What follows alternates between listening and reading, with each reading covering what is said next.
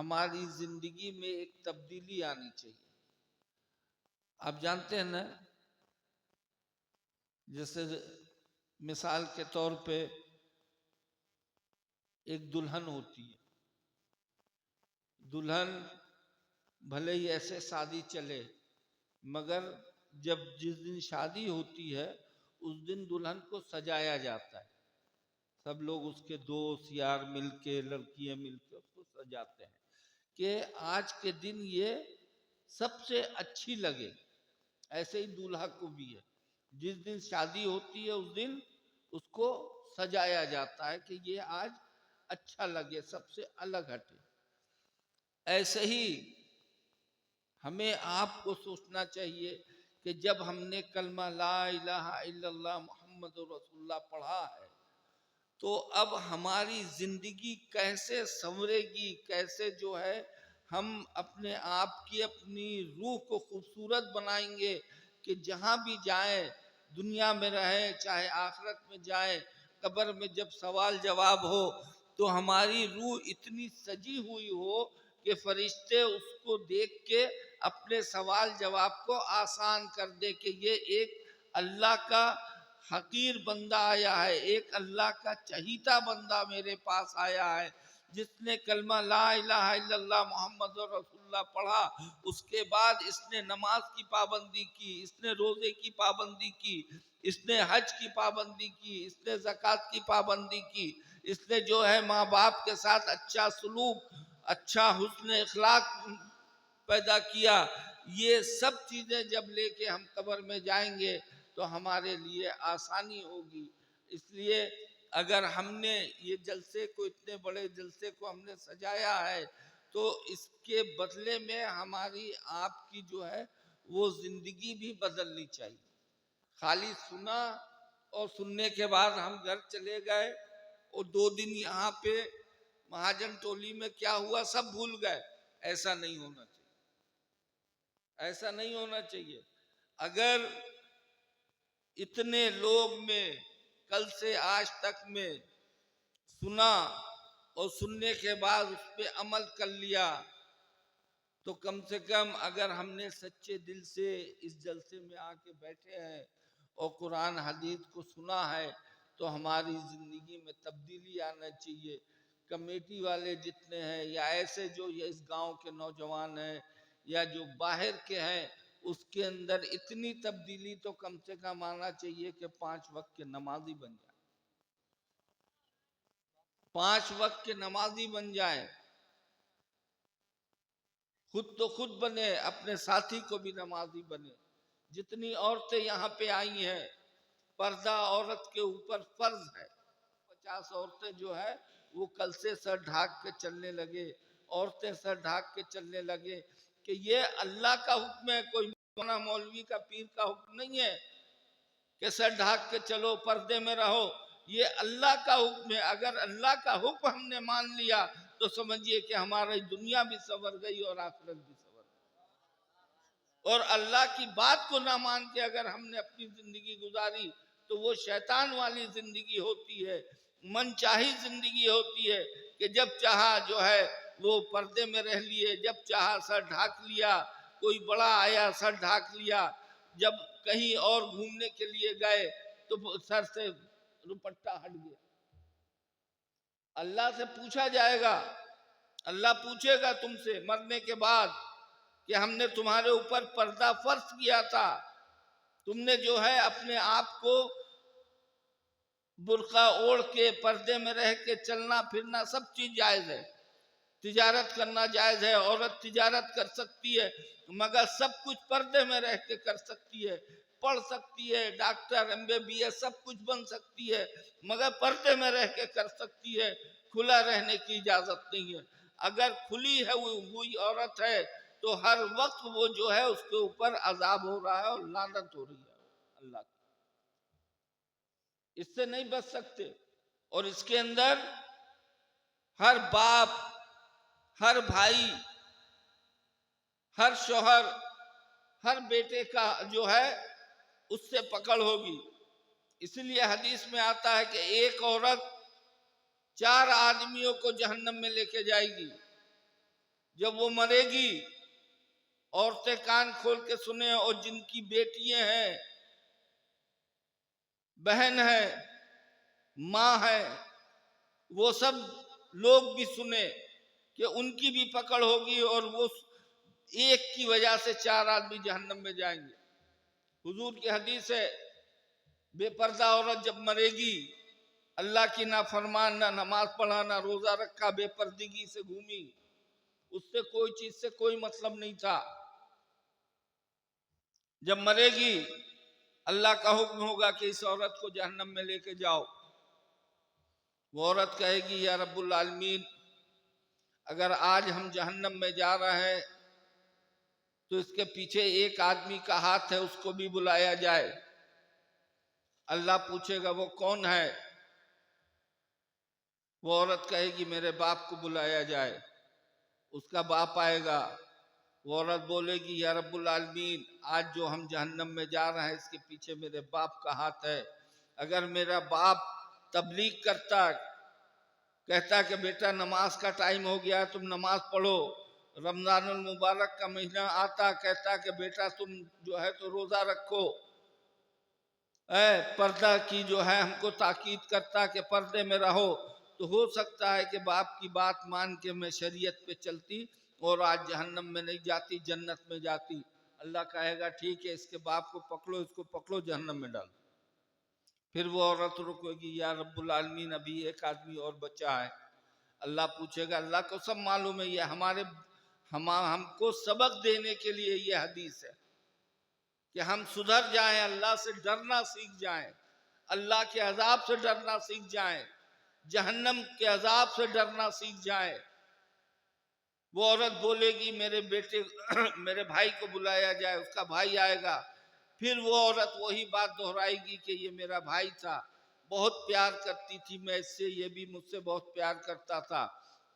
اگر بھائی اپنی محبت کا واسطہ دے کے ہم کو شریعت کی بات سمجھاتا تو ہو سکتا ہے کہ بھائی کی محبت میں میں نماز بھی پڑھتی، روزہ بھی رکھتی، پردے میں بھی رہتی، شریعت پہ چلتی، تو آج جو میں جہنم میں جا رہی ہوں جہنم میں نہ جاتی، میں جنت میں جاتی۔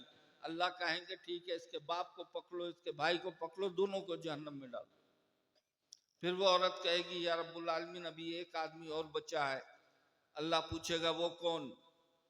پھر وہ عورت کہے گی یا رب العالمین، میرے شوہر کو بلایا جائے، اس لیے کہ جب تک میری شادی نہیں ہوئی تھی میرا مالک میرا باپ اور میرا بھائی تھا، اور جب شادی ہو گئی، ہم نکاح میں چلے گئے، اس وقت سے میرا مالک میرا شوہر ہو گیا۔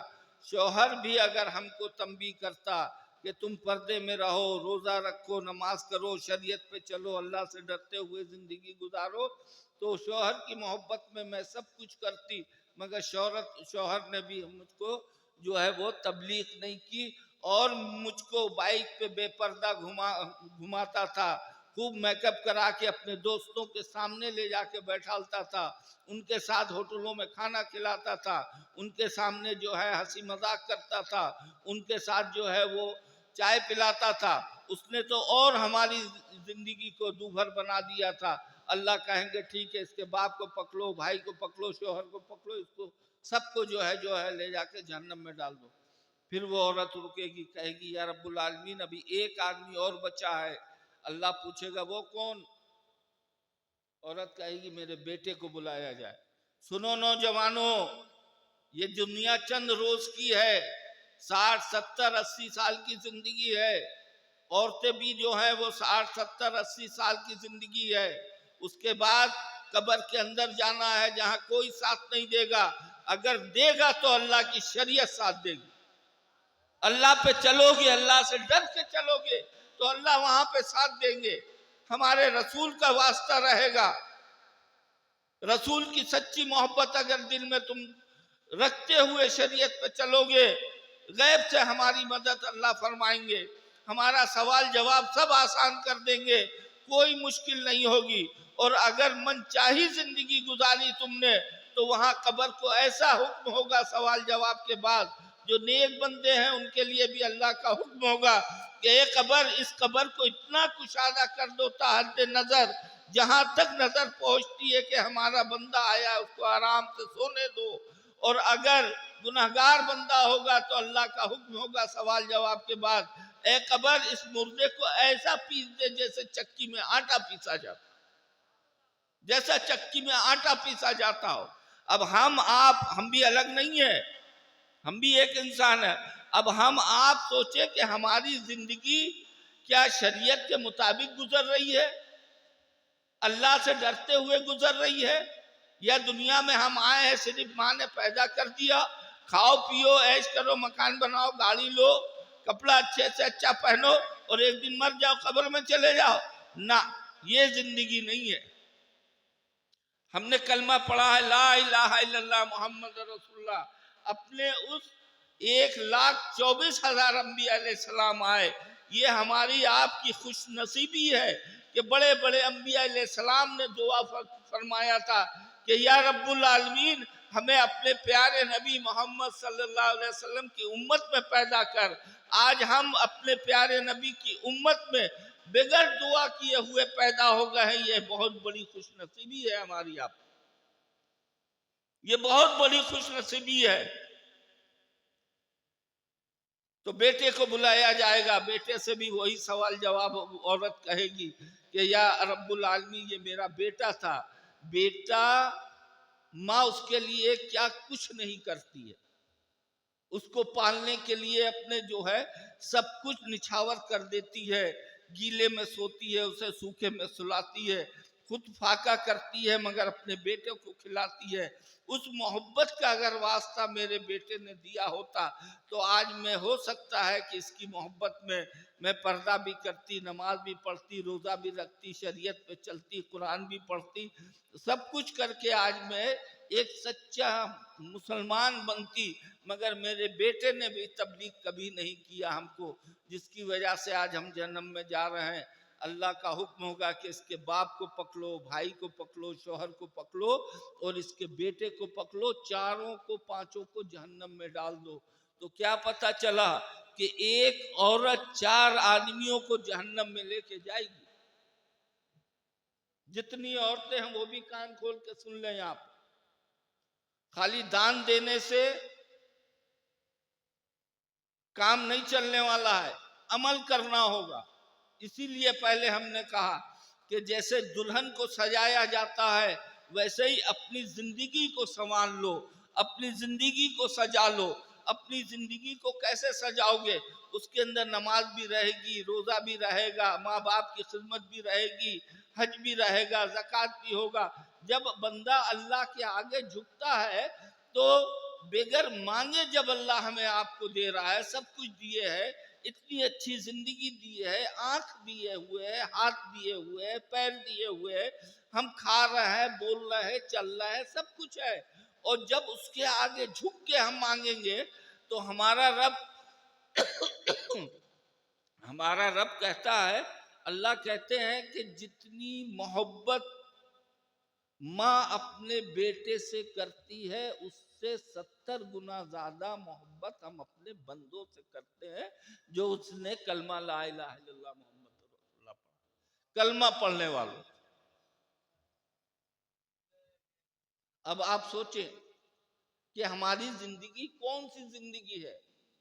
یہ موبائل والی زندگی ہے، یہ پکچر والی زندگی ہے، گھومنے والی زندگی ہے، عجیب عجیب طریقے کی پینٹ پہن کے گھومنے کی زندگی ہے؟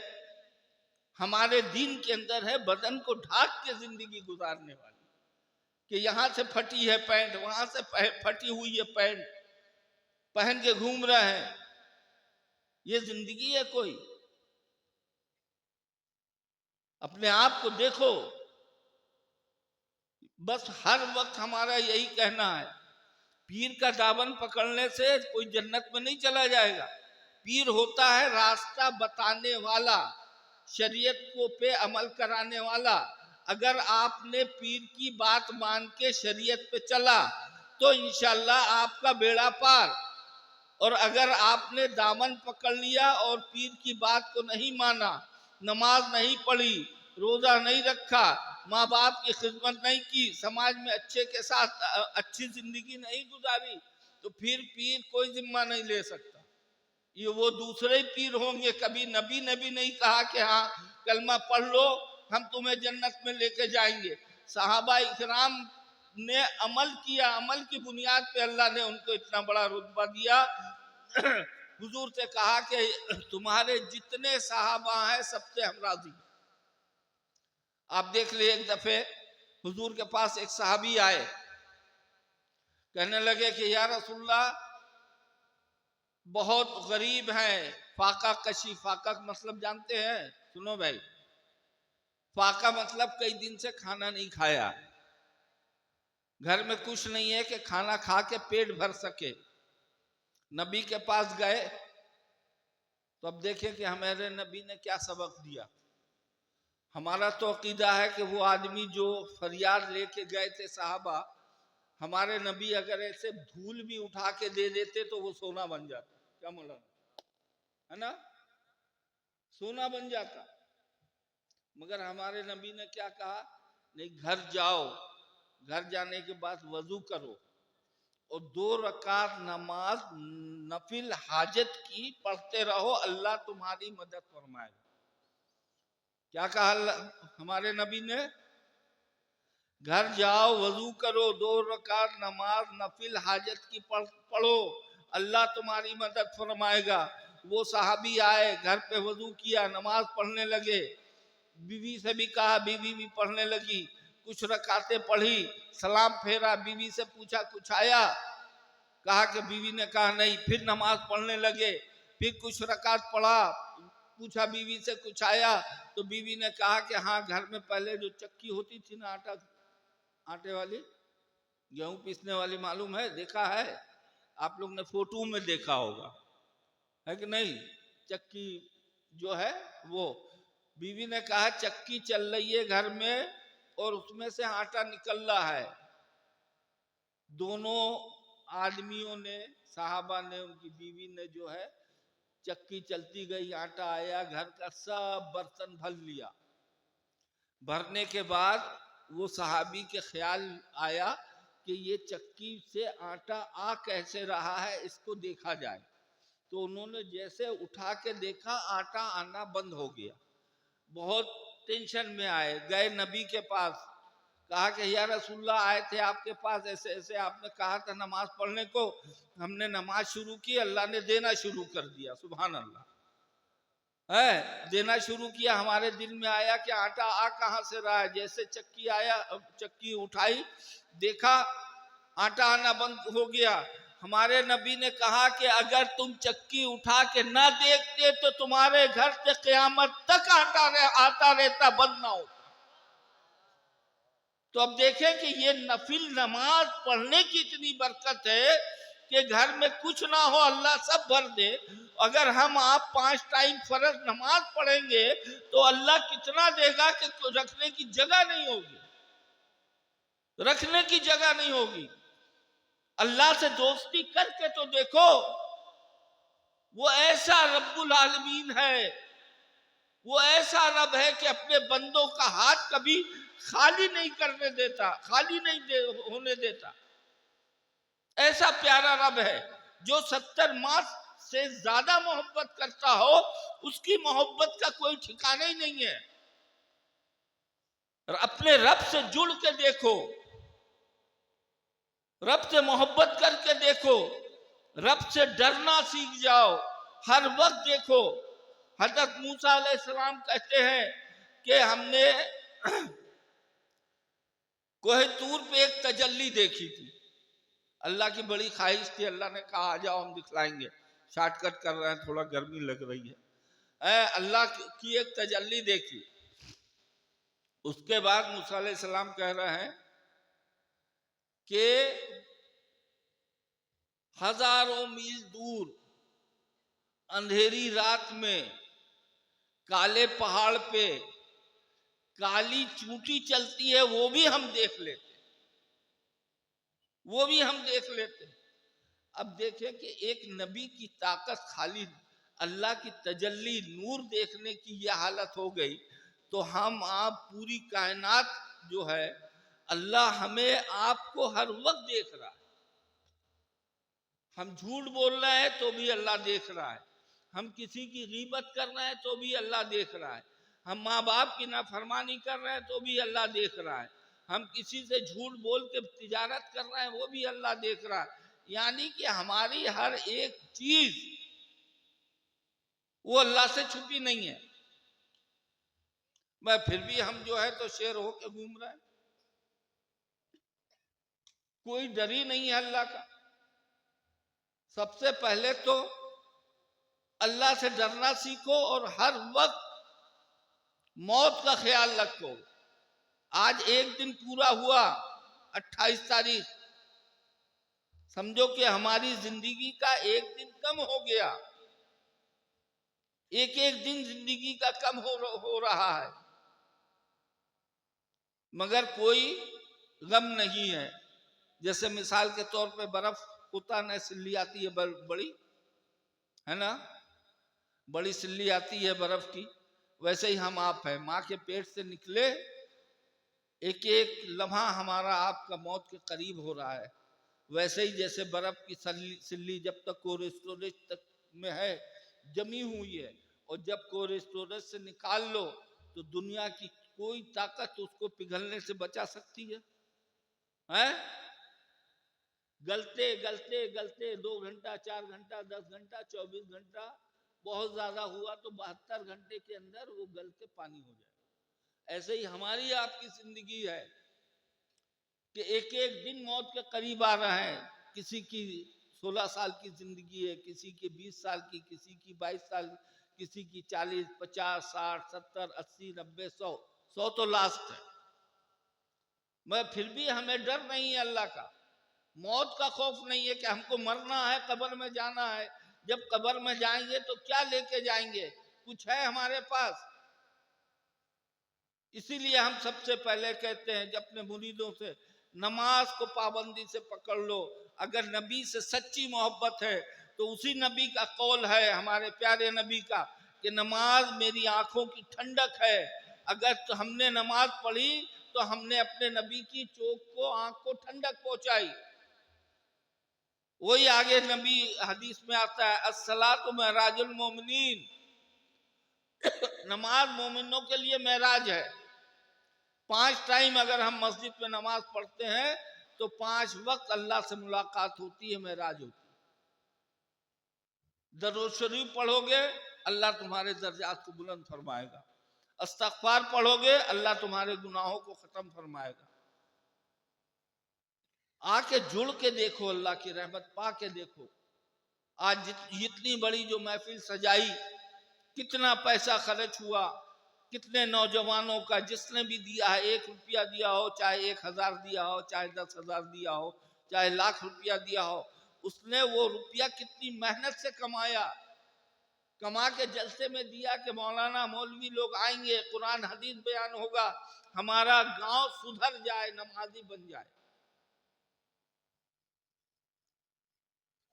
تو وعدہ کریں کہ انشاءاللہ اس محفل کی برکت سے ہماری دعا ہے کہ جتنی عورتیں یہاں پہ آئی ہیں، آدمی ہیں، کوشش کریں نماز پڑھنے کی، کوشش کریں گے شیطان پیچھے بھاگے گا، اور کوشش نہیں کریں گے تو شیطان حاوی ہوتا جائے گا۔ ارے ابھی تو زندگی پڑی ہے، ابھی تو زندگی پڑی ہے، کل پڑھیں گے، کل نہ کل آئے گا نہ آپ جو ہے نمازی بنیں گے۔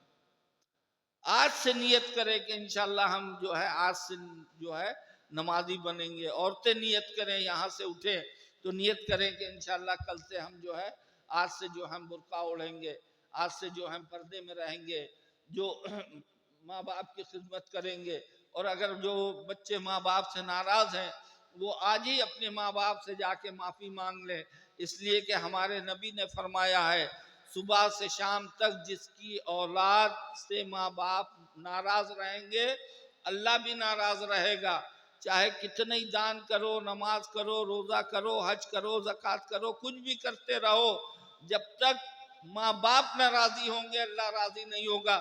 جب اللہ راضی نہیں ہوگا تو تمہاری کوئی نیک کام اللہ کے دربار میں قبول نہیں ہوگا۔ اللہ ہمیں آپ کو کہنے سننے سے زیادہ عمل کرنے کی توفیق عطا فرمائے۔ وآخر دعوانا